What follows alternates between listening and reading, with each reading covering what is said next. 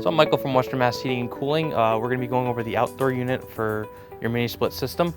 The main thing you have to worry about in the winters is snow buildup around the system. Most of the time, you'll never actually get it up and around the system, but anytime you have a roof landing over it, you can get buildup over time. So you just want to make sure on your system you never have snow building up past this layer, as that can start obstructing fan flow, decreasing the efficiency of your system, or even causing it to shut down entirely due to damage. In cases of that, we like to shovel a small path around it. That way, at the same time, we can get technicians to it if anything goes wrong. Otherwise, we usually recommend every month going around the unit, just making sure there's no big leaves and twigs stuck in the back or front of the unit. That could also be obstructing flow. And if you notice anything wrong, it's making very loud banging sounds during the summers, that'd be something where you want to contact your HVAC technicians. In the winter, you will notice it making noise every once in a while when it goes into defrost mode, where the system rapidly changes back into cooling for a short period of time to prevent ice buildup on the system. If you ever see large amounts of ice on the system for more than a day, that's another time to contact your HVAC technician due to a failure to defrost the system. Otherwise, you basically just want to keep it clean of space, and that's all you have to worry about for the outdoor unit. Anytime you're running cooling, it's basically going to be making noise as much as it is now. The light hum of the compressor and the spinning of the fan is all you really hear. In the winter, when it goes into defrost mode, it detects that there's ice building up on the unit. It will go into defrost. When it's in defrost, it makes noise. It's like a little bit of banging, not loud, but a noticeable noise where it's kind of like, it sounds like it's struggling a little bit. That's because it's rapidly going into cooling as hard as it can. Because when it's going cooling on the outside, it warms up that coil, melts the ice, and then goes back to normal as your heating system.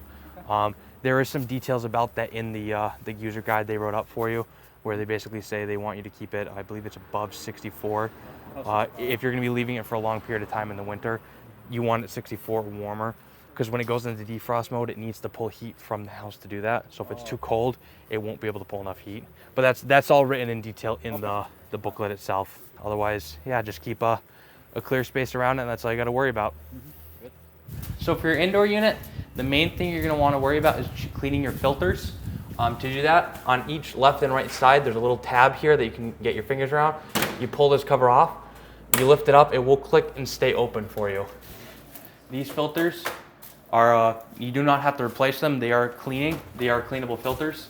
So you pull them out by lifting, grab this little blue tab, lift up a little bit, you'll see these tabs pop out, and you can pull it right down. These are either washed in the sink or vacuumed off. Either one will work perfectly fine for cleaning the system. And these are two small cartridge filters that help get some of the extra particles out of the air. It does not matter which side they're on when you go to put them back in, so you don't have to worry about checking for that. And then to put them back in, there's grooves you're going to want to follow. Slides right back in. And you want to lift up and drop those tabs back over, and do the same on the other side. And that's all you have to do for when you clean the filters. In terms of maintenance on the inside, that's all you have to worry about. Anything else will be handled by an HVAC company if you have the maintenance agreements with them. Well, they'll come once a year. And when you're all set, closing the unit, grab here, it's just pull it down. You'll hear the clicks as the latches release. You want to push in on each side, and once in the center, for that to click in. That's all you have to do for maintaining the system. Everything else, do not use the top area as shelving. That's where your air intake for the system is. Putting stuff up there will choke down the system and decrease airflow. Of the unit itself, these vanes can be operated. We'll go over that more in detail when we go over the remote. Left and right individual. So say this side is for the kitchen, you want to keep it up. This side is for this room, and you want to have it going up and down like they are now. That can be dictated directly off the remote. Your operation lights, these are just going to indicate the operation of the system itself. One light means it's, I believe it's 3 degrees off the set point. So if it's 70 degrees in here and you set it to 68, it's going to show one light. If it's 70 degrees in here and you set it to 65, it's going to be past that 3 degrees. It's going to show both lights. That's just letting you know it's going up to full speed to handle that. When it's at the one light, it can ramp down to work much more efficiently. If you ever see one of the lights blinking, call your HVAC technician company. That indicates there's an error with the system and someone needs to come out and take a look at the system. This little guy currently is set to off. Most people prefer it that way. It's a little infrared sensor, so it will detect if you don't want these going automatically, or if you want them going automatically, it can detect going back and forth where cold spots might be or warm spots depending on heating or cooling, and will adjust the internal fins accordingly to aim more in that direction. It does make a slight noise, so some people prefer it off, and just they set it to where they like the house to be and just set it and forget it. This thing does need to be left uncovered. This is the infrared receiver for the remote, but there are plenty of people who will cover the LED lights if they find them, especially if someone sleeps out here, they don't like the lights on, they will cover them up with tape, but we do have to make sure that this is left uncovered. How often do you have to change the filter? It's first recommended every 2 weeks just to check it, pull it out. It varies greatly depending on the situation of the household. Fuzzy furniture, carpets, pets, all those things increase the rate of cleaning as needed. So the manual recommends every 2 weeks you check them, see if they need cleaning. If they start to get bad, give them a cleaning. You can never clean them too often, so it won't hurt your system if you just make it part of your whenever you dust, you take them out and clean. It will not hurt the system to do that. It's good for it. A lot of people, though, you can get away with much longer wait times, like more closer to a month before you have to worry about it. Does it have to be off when you're cleaning them up? No, you can leave it running.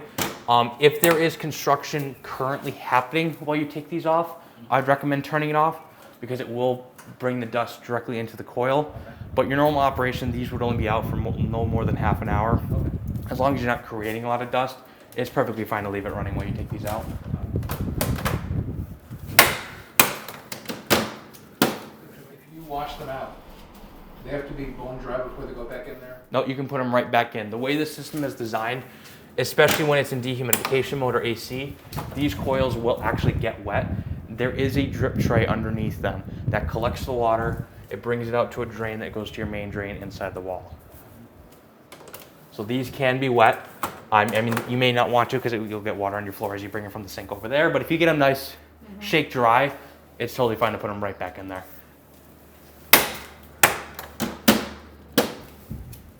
There is 2 different control options in this house. There is your remote unit, and then there's your wall unit that's on the other side near your washer and dryer machine. If you make any changes on this, it will show up on the wall unit, but if you make a change on the wall unit, it will not show up on the remote. Whichever one you did last will be the one that's taking effect. So let's say this is right now set to 61. If I set it to 63 on the wall, it will take 63 and that will be what state it's in, even though the remote is still showing 61. But if you set this one to 63, it takes about a minute, but the wall will show up as 63 as your set point as well. On here, your main controls you're going to be using, your temperature up and down, increases and decreases your set point, your on-off button. Your mode, this switches you from cooling, dehumidification, which looks like a little dewdrop rain thing, heating, which looks like the sun, fan mode. All this does is circulate air. It does not do any heating, cooling, or dehumidification. It's just running the fan just to keep air circulating into place. Automatic mode, this will switch from heating to cooling automatically. So in the swing months where it's 75 in the day and 40 at night, and you want the place to be 68, leave it on there. It will bounce back and forth as needed. So once it gets cold, it will switch over to heating mode. When it gets too warm, it switches over to cooling mode. There are certain situations where people don't like that, so that is not always the best option, but for general home use, it's what I usually recommend. Okay. You have a fan speed option, which is, you'll see a little person with a hand over the ear. That is quiet mode. Mm-hmm. So if there are any sensitive work needs to be done, or if you're on a Zoom call or something like that, especially in the current conditions, and you don't want to make a lot of noise, you can set it there. And then you have manual, speed, slow, all the way up to full power. And then when you see the little swirl next to it, that's automatic. It will adjust the fan speed as it detects as necessary, depending on the temperatures you're trying to reach in the current room temperature. It's usually what we recommend on. That is the most efficient in terms of energy usage. Your vane mode, that is going to dictate your left and right pitch of the internal fans. Also what this guy will do if you have it set to that. So right now it's set to middle. You'll notice this right one is the option we're changing. Now you see it's a little more to the right. It's far right. Right now it's now in swing. So it will go from left to right to cover the most area. And then you can go back through pitching which way. So if you know you're going to be in the kitchen all day and you want it cooler in here because you're going to be cooking, you can set it just at the kitchen. again, most people like to set it to full swing because that just covers the most area. Your L and R vanes, that's gonna be what I was talking about before, with the left and right one being able to pitch individually. Currently they are on automatic. It will determine where it needs to be. Then you can determine if it's straight up, straight down, anywhere in between, and then when it shows the arrows, that's where it swings. So it will go up and down just over time, just to spread out the air. So we can set the right one to do the same. And now they're gonna match up and start doing that as well. You also have Eco Cool and Powerful under your mode option. That is gonna be Eco Cool is gonna be where it's gonna be the most efficient. So if you know you're gonna be, you're not too worried about the temperature, but you want it to be the run its most efficient, you can set it to that. It takes a little bit longer to reach your set points, but again, it's your most efficient on your electric bill. So if there's, it's gonna be cloudy for a little while, for a few days, and you're not gonna be generating as much solar, you can set it to that, kind of offset the fact that you're not generating as much as electricity. Powerful mode's the exact opposite. It will run, I believe it's 30 minutes at its max performance, regardless of the temperature, to get it as cold as possible. So let's say it's 72 in here, you come home after a hot day, you just want it to be as cold as possible. You set it to that, it will run as hard as it can, least efficient, but it will cool the house down as fast as it can. Which mode is that? So that's gonna be powerful. Oh, the powerful, okay. Smart set, that's more of a, it will do some adjustments on the temperature based on just room temperatures. It's more of an automatic thing. Most people don't use it. Same with natural flow. There's some more details in the manuals about the exact usage of those, but most people prefer set it to their preferred temperatures and leave it there. That's where they find it most comfortable. There's timers, so you can have it run for a certain amount of time. So let's say it's less used in a situation like this, but let's say it's a month like today, where it's gonna be warm in the day, it's gonna be cold later on, where you don't need it on anymore.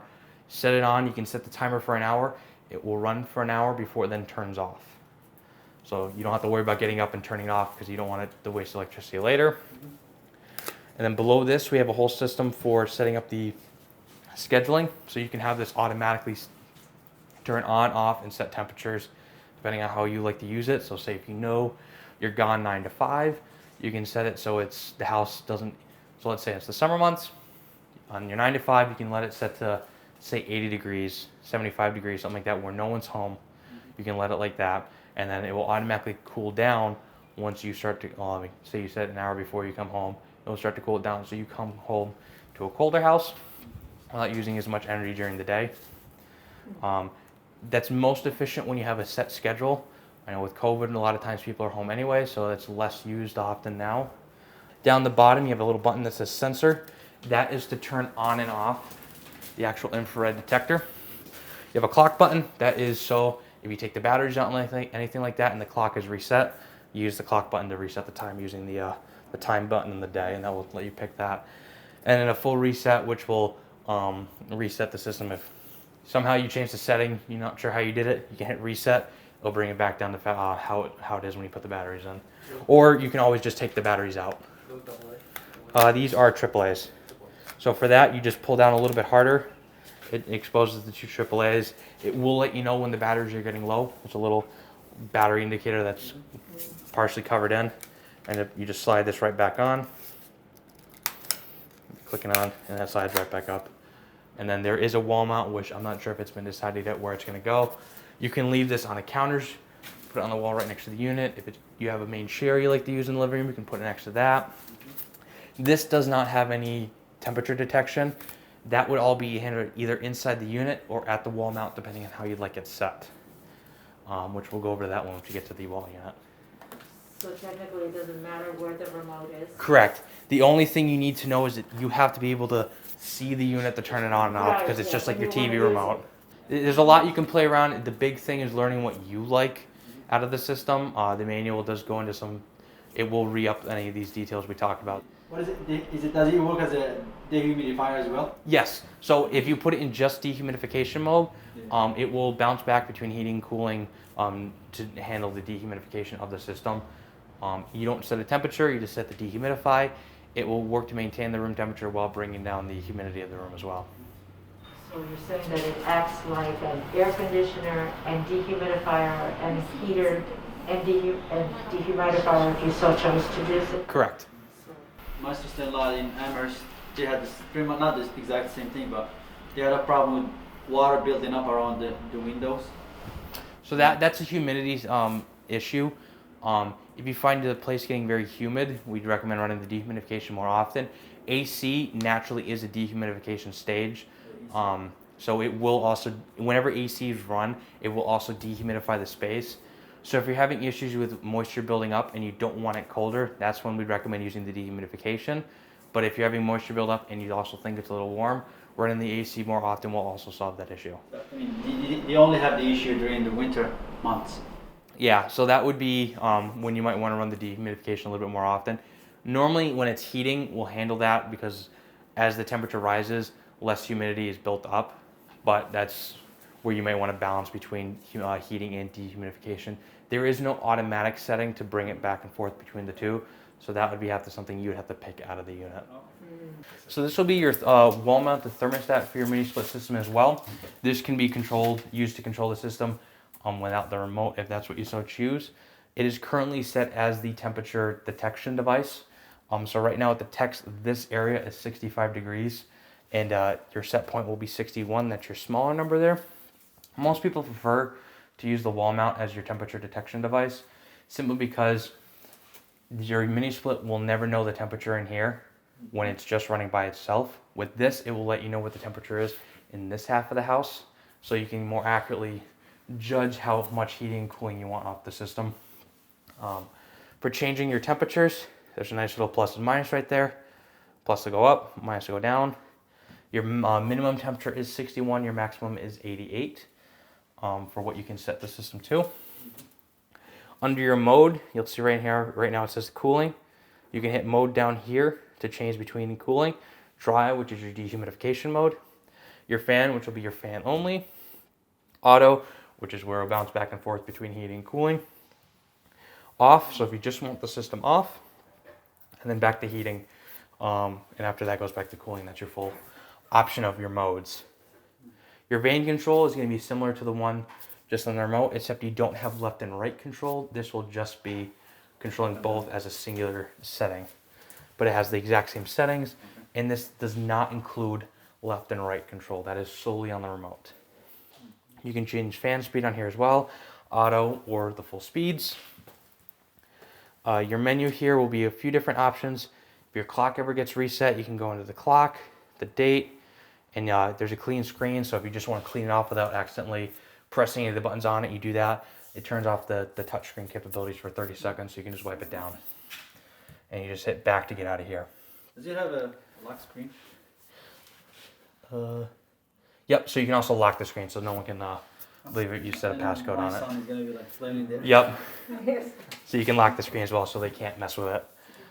It will have the time on there as well. Probably reached already. You also cannot control the schedule on this. That is again a remote only feature. And again, any setting you make here will not reflect on the remote, but any settings you set on the remote will show up on here. Great. So you may be aware of that if you ever notice, hey, it's not working the way I think it is. Double check that this is what it's set to and not what the remote is set to. Is there any problem, like if you were to be holding the remote next to it, does it create any? No, this has its own wireless adapter into the unit. That you never have to worry about. That's a setup on installation only issue. But we can get to it if necessary, but that's not something you ever have to worry about. Even if you change the batteries, it remembers what it's synced to. So if you ever have to do that, it will have a battery indicator on here.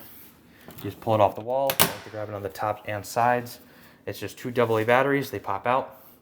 Put the new ones in, push it back onto the wall, and you're good to go.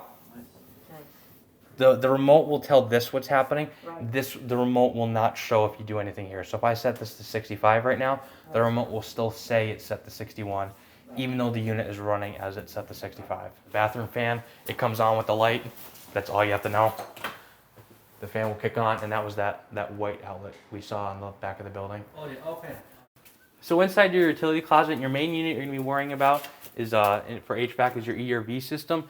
This is what brings fresh air into the building and the stale air out.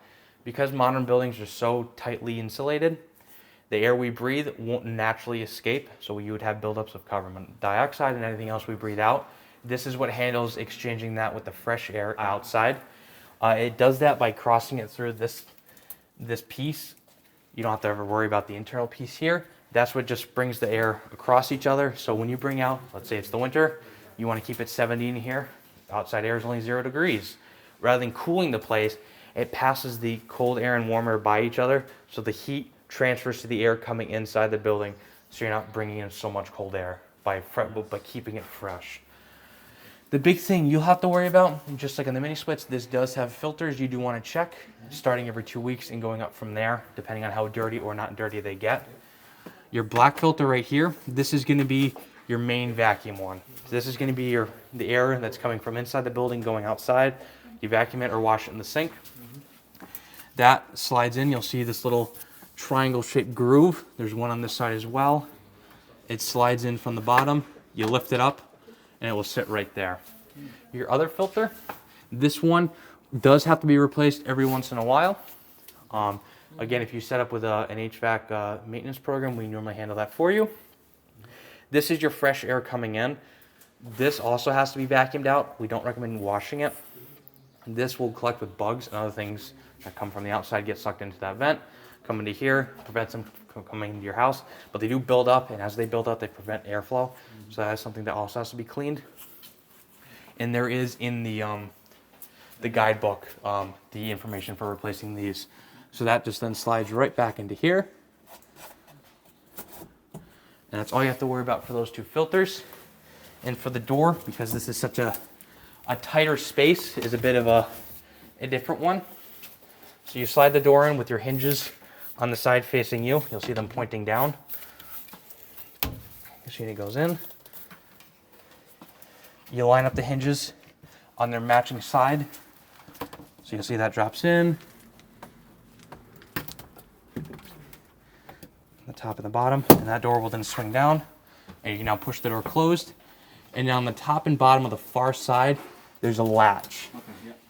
That you push this in, hook the latch. It's a spring-loaded latch, so you do have to get over there. And for the top one, because it is such a tight space, we do recommend either a step stool or something like a ladder, just to reach the other units. Again, same thing on the top here. Drop that latch over, close it, and the unit is good to go. If you ever need to turn it off, your on-off switch is right here. You just push it on or off. And the dials, you don't ever want to adjust. That is to set the airflow of the system. That is currently set. You don't have to worry about that. So this is a separate independent system. You'll see those grills we talked about before. There's one in the bathroom. I believe there's some in each of the bedrooms as well. That little circular grill, I believe that's pulling the air from the house. So any of those is where it pulls the air to be exhausted outside. And then next to the mini split, you saw that big grill. That is the fresh air that's being brought into the system, and that's where it deposits it in the house. Independent of the AC system, that's just going to be pulling in. Those will be sucking air out of this room and putting it outside. And then from outside, fresh air is being sucked in and put out through that vent that's next to the mini split. So it has nothing to do with the heat and... Nope, you don't have to do anything. You don't adjust them. We basically just don't cover them up is all you have to worry about. This handle with the red tape, this is your main water cutoff. If there's any leak anywhere and you don't know how to shut off the water to what's leaking, you turn this valve, that shuts off water to the entire house. Okay. So if your washer machine's leaking, something under the sink is leaking, turning that off will stop water. Okay. Thanks for watching. This was fun to do and a good project for us here at Western Mass Heating and Cooling.